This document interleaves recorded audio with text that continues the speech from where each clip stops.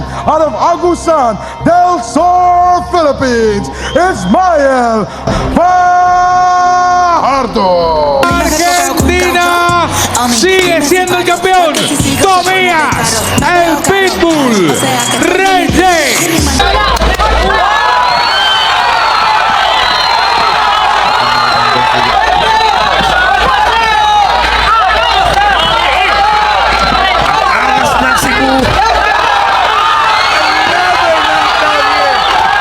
Sundan, huwag magpapahuli. Pag-usapan ni bakbakan. Sa mundo ng boxing, hindi nasusukat ang panganib sa ingay. Minsan, ang tunay na delikado ay yung halos hindi mo maramdaman hanggang sa huli, nakahiga ka na sa canvas. Mula sa matatapang na angkan sa Agusan del Sur, may isang mandirigmang hindi naghahanap ng spotlight, tahimik, kalma, pero bawat galaw may katapusan.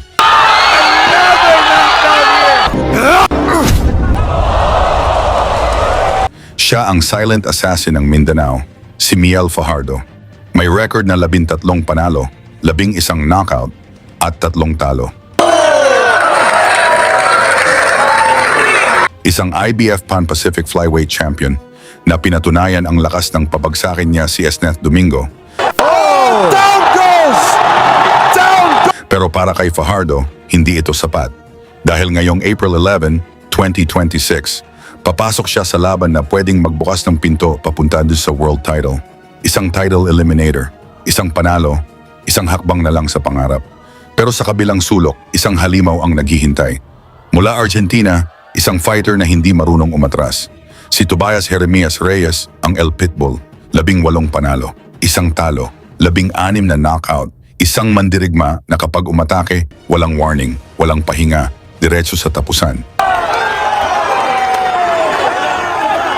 Kaya sa gabing ito, walang sigurado. Dahil kapag nagsalpukan ang dalawang knockout artist, isang mali lang. Pwede nang matapos ang lahat. Pero bago natin masaksihan ang digmaan, balikan natin ang tunay na anyo ng silent assassin.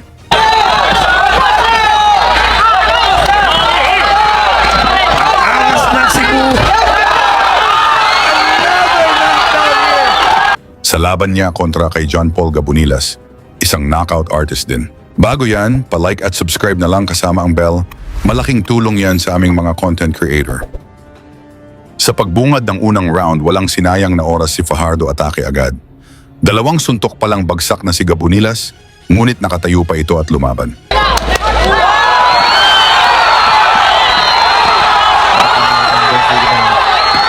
Wow! Wow!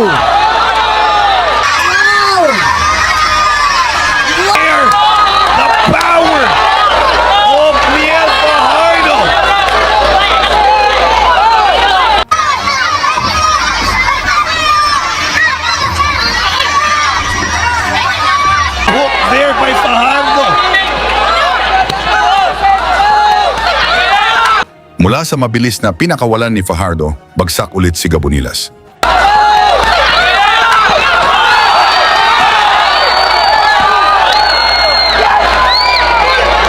Referee, what's the final call, referee? The referee are calling it a knockdown.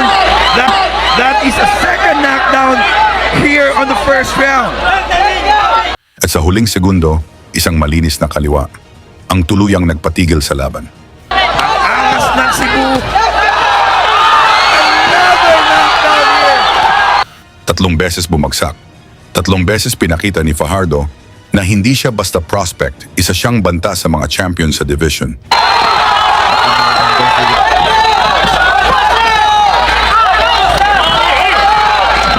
Angas ng Cebu.